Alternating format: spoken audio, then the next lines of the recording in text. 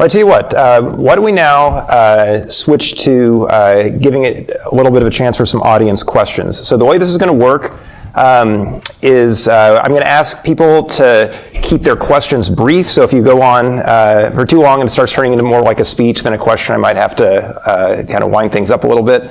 And we're not here to debate him, so you may have, really disagree with something you've heard him say online, but that's for another day, right? This is a chance to ask questions, to learn more about debate and how to do it well and how to engage with other people.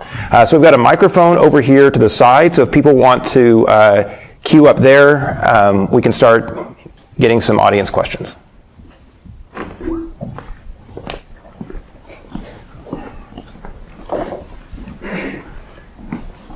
I'll ask you a quick question, actually. I'm kind of curious, because you said that you were a debate champion, and was this college or high school level? High school.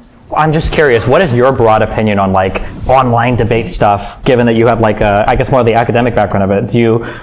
Yeah, well, I mean, I guess what I would say is it actually isn't something I'd really thought about much until I got asked to do this and started like watching some of your internet debates and kind of seeing how they work. Sure. And I guess what I would say is the kind of more formalized, structured debates I did had to be set up the way they were because there were competitive tournaments. There were judges, yeah. Right, and so things couldn't go for 4 hours. You needed, to do your best to get impartial judges and things like that. And so there's a whole set of conventions, and you learn to work within those conventions. Okay, and I think part of what's interesting, right, is with the kind of internet debate you're doing, a lot of those conventions disappear. Yeah. Right. And the judge is the audience. So. The judge is the audience, and the winning and losing is more ambiguous. Like I would sometimes feel it was a gross injustice that I lost in a particular round, but objectively speaking, there would be an L, right, and I lost, right, because there was a design procedure. But I guess what I would say is I think it's interesting that in some ways internet debates are more like the real debates people have over Thanksgiving than the sort of debates I was doing in high school. Gotcha. Okay, go ahead. Hi. Is this on? I don't think it is.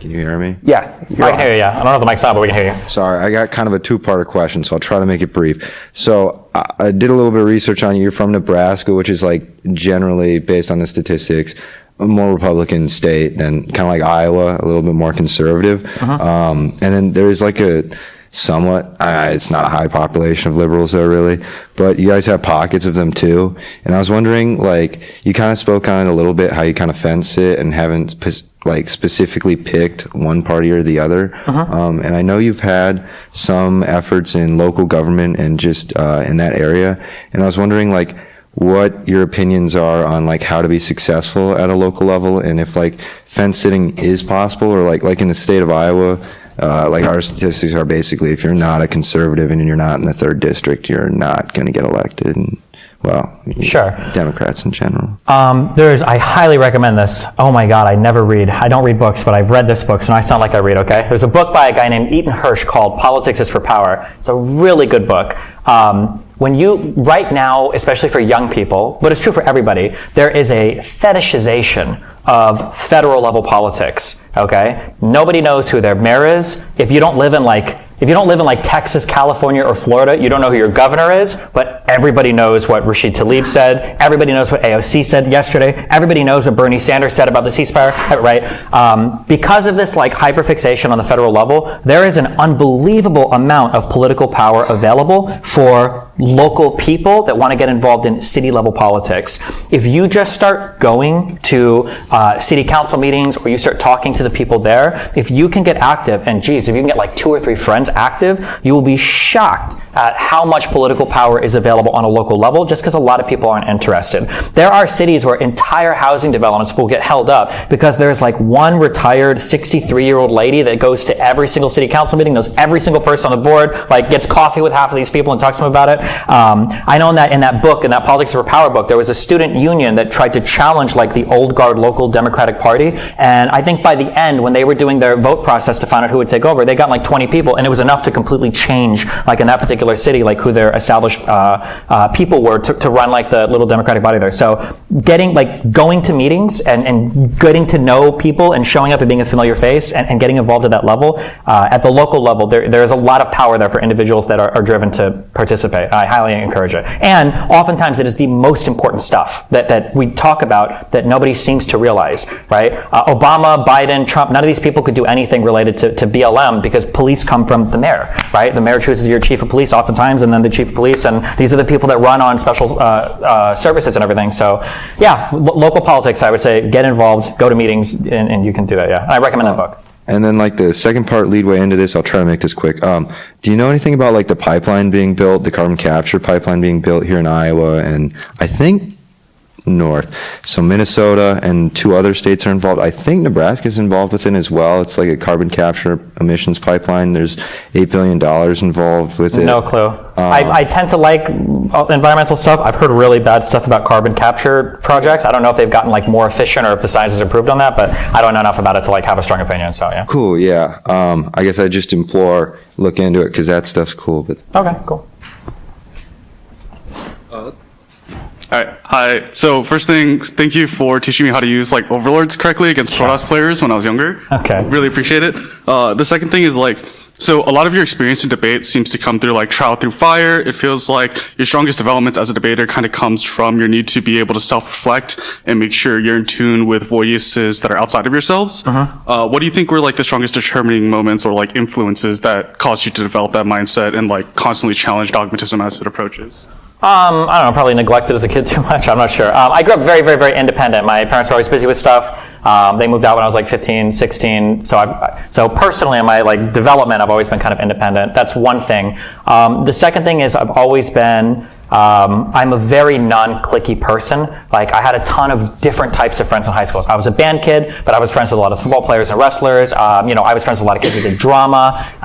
Like having a really wide friend group, and then being not super locked into a certain like political affiliation, I think has given me more flexibility than most to kind of figure out positions. And then also when I was growing up from 15, 16, 17, all these things are like so personal to me that I don't know if they would apply to other people. I was raised Catholic, and I went to a Catholic private school and then a Jesuit high school. So I was very Catholic, but I became an atheist when I was like probably around 15, 16. On that journey to atheism, I had a friend recommend me Ayn Rand. So I read the short story Anthem, I think it was Atlas Shrugged, and then I started reading some of her essays, and I'm like, oh my God, this is the best stuff ever. And I realized after about 6 months, I was like, holy shoot. The first author that I started reading, I agreed with every single thing she said. Like, what are the chances that she just happens to have all of the right answers? Or am I like a 16-year-old whatever, and if I start reading people, I'm just going to agree with everything immediately? So after I kind of became an atheist, and then I kind of realized I needed to refigure out life stuff, and then after I read Ayn Rand and realized, okay, it's very easy for me to get sucked into anything, I tried to have like a more detached, like critical sense of how I evaluate things, and I've tried to establish like a lot of little mental tricks to give myself like the best chance to succeed when it comes to evaluating new ideas. If I could think of 3 of these off the top of my head, one is I never identify strongly with an idea. I only identify strongly with a moral position. So for instance, I do not identify strongly with the policy of affirmative action, but I do believe strongly that equality and to some degree equity are important characteristics of the United States. But because I identify with those characteristics and not with affirmative action, I'm not going to get hung up if affirmative action ends up being, which some people would argue because of mismatch theory, whatever else, not the best policy. Because I'm more allegiant to these values, I can move away from bad positions. It gives me more emotional flexibility. That's one thing. The second thing is like being able to argue both sides of an issue is really positive. If you find that you're arguing an issue and you can't give the other side of the argument, you probably don't even understand your side that well. And then the third thing is, really important question, is for every single position you believe in, you should always be able to ask yourself, what would it take me to convince me that I'm wrong? And if you don't immediately have an answer to that, you're probably ideologically bought into something you don't fully understand. Those are like 3 things I learned, but yeah. So yeah, it's a really complicated one. Yeah. Sure. Okay. Thanks so much. Thanks.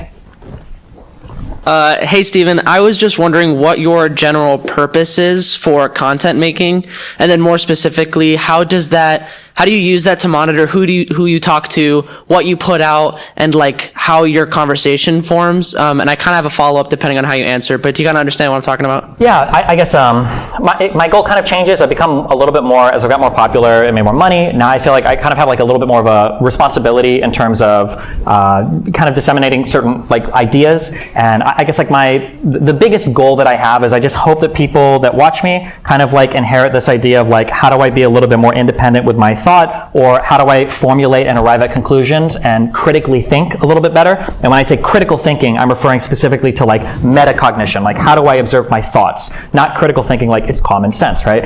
Those are the values that I try to impart on people more than anything else, and that's kind of the direction that I push myself in broadly. How that looks is obviously going to depend on my particular feeling, like do I talk to, like Nick Fuentes the Nazi, or do I blacklist this guy, or do I have a debate with this dude even though I know he's bad faith, or do I, it just depends on the time, I guess, how I'm feeling about certain things, but yeah. Okay. And so when you're choosing which people to talk to and people are requesting to talk to you, what details do you look at when you're trying to convey that message? And have there been any times when you're like, maybe I shouldn't talk to this person, it doesn't really do what I want to, or maybe I didn't pursue my actual goal in this conversation? If I'm going to talk to somebody, usually number one is I have to make sure I'm prepared for the conversation, especially if I'm debating like Holocaust revisionists or historical revisionists, people with certain conspiracy theories, especially around vaccines and COVID were big ones. If I'm going to debate somebody, I want to make sure that I'm familiar with their work so that I know the arguments they're going to use, because if you get caught totally blindsided, you're legitimizing them in the eyes of your audience, definitely in the eyes of their audience, and unfortunately in the eyes of a lot of third-party people.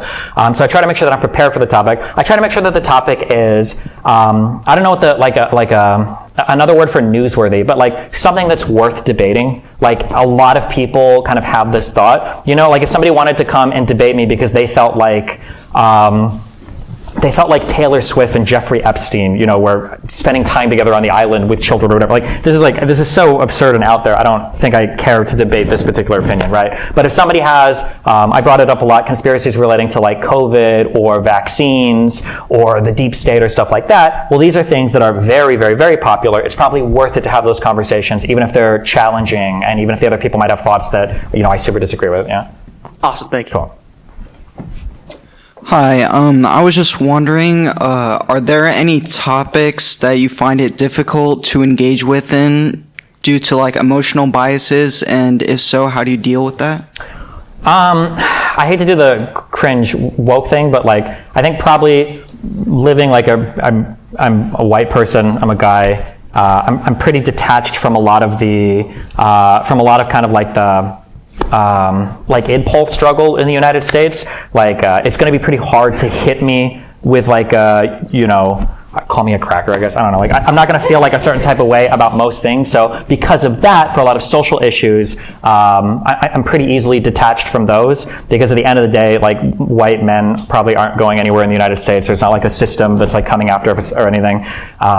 For other more personal things, for me personally, again, because I'm a little bit on the sociopathic spectrum, most stuff doesn't bother me online, but I've been doing online content for 14 years, so, people will throw my kid at me, my wife at me, whatever. I don't really care that much because usually they're losers. I think if you're an individual who's not a sociopath, which is most people, which is good, it's really important to identify what your limitations are for certain arguments, and it's important to identify the type of person you're arguing with, because you might not always be able to maintain a certain level of emotional stability against certain types of argumentative people. There are people out there whose only goal is to rile you up, because once your opponent is riled up, you automatically won the conversation, especially if you can remain posh and chill and you look like, cool and collected while they're freaking out. So if you can identify those types of people, and if you know you're likely to become unhinged, don't have those conversations. But that's up to an individual to identify what they can handle.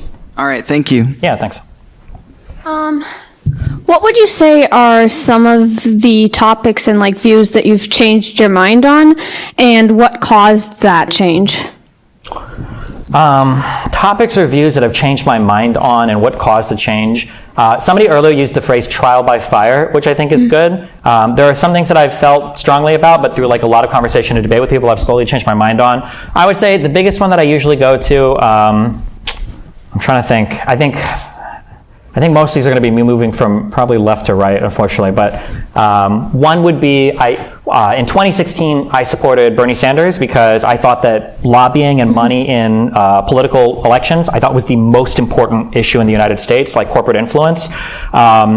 I had one conservative guy that I debated, and he posed this question to me. He said, can you think of a single popular policy that has widespread support that Americans don't support, or that isn't getting voted on despite American support because of lobbying? And I actually didn't have a single answer there. There are a couple answers that are like tempting to say, like, oh, well, what about social health care? But when you get more granular in how you pull it, like, people don't actually agree on that. And then from there, I started to do more research into, like, well, how much money is spent in lobbying? And surprisingly, given the state of the U.S. economy, it's actually not that much money, compared to our GDP or other industries. And then I look and I see, well, how much, people, I wish I could remember the name. Is it Gillens and Page or Gillens and Klein? There were a couple of papers I think that these guys published trying to prove that, well, actually, there's a huge expenditure by wealthy people, or there are political opinions that wealthy people have that tend to be more represented by the policies at the end of the day, but there's been a lot of responses to them when you look at it. At the end of the day, it actually doesn't seem to be that great. So, sorry, I just went into a huge tangent, but like, yeah, lobbying is something against your mind. I actually don't care that much about lobbying now. I feel like there are other things that are way more important to talk about. Lobbying is one of them. Affirmative action was one. I used to be a pretty big proponent of affirmative action. I read a lot about California and kind of like this idea of mismatch theory, and then the idea that like the really aggressive forms of affirmative action are probably not that great because of over-promoting people to schools that they're not able to perform well in, et cetera, et cetera. I'm sure there are probably, I used to be very this is, I think, from right. I used to be very pro-life, and then I've had a lot of philosophical debate about like what makes a human, and now I've become like pro-choice. I think those are probably three big ones I can think of off the top of my head. Yeah. Okay. Cool. Okay. Hi. So a lot of your tactics assume that your opponent is a pretty irrational person or can't actually back up their arguments, or also may assume that the person might be doing more groupthink as opposed to personal direct trauma. How would you address a situation where either you find the person who's actually smarter and more well-researched than you had assumed, or alternatively, to give an example, like, what if you debate with like Chloe Cole about puberty blockers who actually have personal trauma around it? Like, how would you deal with those situations? Well, for people that are well-informed, we don't debate because we agree on everything, obviously. No, honestly, the funny thing is, if the person is really good faith, you can shut off a lot of like rhetorical strategies and defense mechanisms and debate tactics because they're just like I probably had like 3 of these in my life where you have a debate partner, somebody you're arguing with, but like both of you have an ideological disagreement, but you're both like really committed to understanding the other side. So like at like those debates, there's a guy on my stream called Pisco who he's a lawyer in New York, and these conversations are so much fun because like for some of these, like we're both thinking of like insanely crazy hypotheticals, but we're also trying to steelman each other's position at the same time. So like the hypotheticals are getting crazier, but we're trying to understand where each other's coming from. We go back and forth, and it's like I remember we argued about like self-defense, and there's like he's like, you're gonna kill anybody that steals a blade of grass, and I'm like, well, you're gonna kill anybody, or you're gonna let people infinitely steal from old women that can't defend themselves, and like it'll go back. Those conversations are super fun because at the end of the day, nobody's trying to like own the other person or employ like a trick or a tactic. So I don't think there's much like strategy to be had there. Like just have the conversation. Like usually it's fun. For people that have personal traumas with things, if you're going to have those conversations, you can either be really mean or you can just not have the conversation. It's very, very, very, very, very difficult. No, hold on, that's not true. I'm an asshole. There are more options than that. It depends on the. First of all, it depends on the setting. If I'm having a conversation with somebody in a personal setting, and there's like an individual trauma around something, when people have like trauma or triggers, you have to be very empathetic or sensitive to what the triggers might be. You need to be very, very careful with how you phrase things. And you also need to be aware of their emotional state, because once the emotional dysregulation sets in, like it's going to get really bad. But it depends on what your goal is with that conversation and it depends on what the goal is with the conversation, what you're talking about. And then publicly, I won't have debates with people. I've lost friends having debates with people that have traumas or triggers around things, because even if I am being kind of sensitive, which I'm not the best at that, but even if I am being kind of sensitive, the fan bases won't be afterwards. So even if I'm kind of being okay, like I've got however many hundreds of thousands or millions of fans, they're going to start like attacking them, or they're going to be saying things, and it's just going to be horrible. So yeah. Okay, I asked both because, like, in personal debates, a lot of people have family debates over Thanksgiving, could encounter personal trauma more likely on the internet. And also in our current political scene, trauma have become, I would argue, a currency. And there's a lot of organizations that want traumatized people to testify in courts. So the people are in the public space right now, and it's a very nuanced topic that I'm not quite sure how to deal with. Thank you. Sure. I mean, what you said was true. I mean, if you want to be like really disgusting about it, trauma is a currency. I mean, have more currency. There was I don't suggest doing this. Don't ever do this. It's immoral and unethical. But I was having a debate with a woman once. I think this was like 4 or 5 years ago. And I realized that every single topic that I brought up, she had like a personal story about why I was wrong. And I realized like 30 minutes in, I'm like, this is a waste of my time, right? And I got her to agree with me completely by the end, because I muted my mic for a second. I told my audience, I'm just gonna start making shit up and we'll see what happens.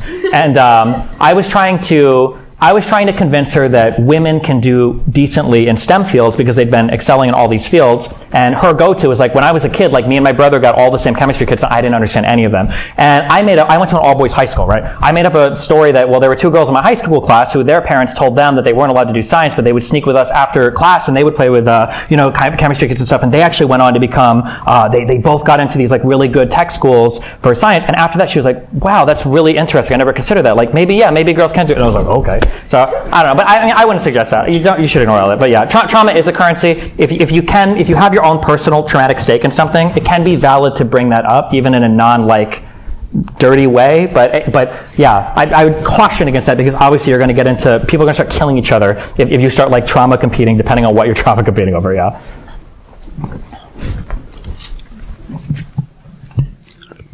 Hey, Stephen. I've been watching your debates for a while now, and I was very curious. Out of any of your recent debates, so like in the past few years, are there any that you felt was exceptionally successful in planting seeds of doubt, as you said, in your opponent's mind or even your mind? Oh man, you're challenging the problem is that the last year has been the worst. It's been a good year for growth, but the lion's share of the last like year and a half of my content has been like red pill conversations, which has been the most horrifyingly, disgustingly horrible, types of things ever. I would say that for most of these conversations, I've gotten a surprising amount of people that have reached out to me that have kind of said like, oh, like I used to think that this or that, but you showed me this, or I didn't know that people could be okay with this, and you showed me that. So I would say through a lot of the red pill stuff, I've gotten a lot of people that have like personally messaged me that have kind of like, they feel like they've moderated a lot of their views on things. Not a single opinion that I've ever had has ever been changed in that space. Holy Christ. So yeah, that's not as good to point out there. More recently, as I've gotten away from that space, the past month has basically been all Israel-Palestine stuff, and I started off on that pretty neutral-ish, and then now I've done a lot of reading there, and I haven't ran into people that have changed my mind on that yet, but I think I've got a couple scholars lined up, so we'll see how that goes when they come on to argue, but yeah. All right, cool. Thank you. As you said, you should try not to engage with a debate if you are emotionally unstable. But what if you don't do your prep work, sleep before, and you end up engaging in that conversation and realize you're becoming emotionally unstable? What do you think is the best action to back out the debate so you don't end up saying like, oh, he's a Weasley little liar, dude, in front of your whole audience and embarrassing yourself? Well, I mean, can't you just like leave? Can't you just say like, I shouldn't have this conversation right now, or what are you looking for? I mean, what if they are on like in the middle of their talking point and you need to wrap stuff up before in like a professional manner? I don't know. What is like the context, or what is like the scenario? Like if you're talking with people, can you just like listen? Like I'm sorry, like reschedule, I guess, if you want, or if you're a girl, say your period started. I don't know. Like I mean, I don't know. If you're a guy, say you have diarrhea. I don't know what. Yeah, what is why can't you just like say like, oh, I need to leave, I can't do this conversation? So are you trying to like save face, or? Yeah, like if you were in a position, like you have a Ben Shapiro debate coming up, and that's kind of a high profile type of debate where you kind of don't want to leave in like a position that makes you look bad and kind of mitigates your points that you're making. How could you pull out without throwing away your talking points? I mean, I don't know if you could. I mean, like with the debate with Ben Shapiro, that's like a scheduled debate that I know is coming up. Like if I don't do the prep work on it, then I mean, that's just on me. I'd fail. Like, yeah. Okay. Yeah, if it's something scheduled, I mean, you should prepare for it, I guess. I mean, that's all I would say. I mean, if you've messed up and you're in an area where you can't, I mean, you guys are all college students. I'm sure everyone here has bullshitted their way through an essay where you didn't know the answer to the topic. Well, I mean, what do? You write every single thing you know and you hope the professor gives you credit for the answer. I don't know if people still do that, but I don't know. Yeah, if you don't prepare and you mess up, then sometimes actually, here's what I will say actually. If you can admit that you're wrong about something, or if you can say, listen, you know what, like, I haven't prepared enough, and I think you sound like you know more than me on this. People actually do see that, and people actually will give you a lot of credit for that. One thing that I noticed, this is like a people skill thing. This might be a Dale Carnegie thing. It is very, very, very hard to be nice to or to be mean to somebody that's being cordial and polite. So, like, if you disengage from a conversation, like, listen, you clearly know more than me about this. I don't think I agree with you, but I need to do more research. So maybe we can reschedule this. If the guy starts like insulting you after that, he's going to look crazy to everybody. So yeah, I mean, I don't know. Maybe that's when all else fails, be nice. I guess. Yeah. Thank you. That sounds weird coming from me, but yeah. I think we've got time for one more brief question. Sure. Yeah. It's not a brief question. I have no question, actually. It was interesting. I just want to challenge you because we have on stage two debate champions, and it's a little bit like you're talking about soccer or football, but we'd like to see a little bit of the real sport. And I'm happy to propose a topic, or Amanda could, but why don't you raise your hand if you want to see a little debate? See? I don't know if we have the room for that long, but yeah, unfortunately, that's not going to happen. So it doesn't hurt to ask. So yeah, the good news is if you would like to see him debate people, he does this on a very regular basis in a very publicly accessible way. So, but part of what we wanted to do is actually to give him a chance to do something a little bit different. I mean, you spend a lot of time actually doing your craft, and it's kind of fun to give you a chance to talk about how you think about it, how you approach it. And I also just want to say, like, as I look around the room here, I see a number of my current and former students in the audience, and they may have figured out, actually, this debate background that is part of my autobiography is part of the reason I keep giving you papers and assignments and exams where the main question I ask is how well can you present the opposing argument before you respond to it. It's precisely from having spent years doing exactly the sort of thing you're talking about, where I would come up with an argument that I think, what's the best counter argument to that, and what's the best counter? And you really do, if you really want to be good, you've got to be able to go 3 and 4 levels deep. Exactly, yeah. And have already made adjustments that, oftentimes other people never even notice, but are small, subtle things in your position that's only there if you actually get to somebody who knows how to get to the 3rd level or the 4th level down. Exactly, yeah. So all of that is to say, whatever your partisan positions may be, I mean, I think there's a lot we can learn from kind of the self-reflection and really trying to engage with the best version of others' arguments. So thank you for coming, and thanks to our audience. Yeah, thanks for having me.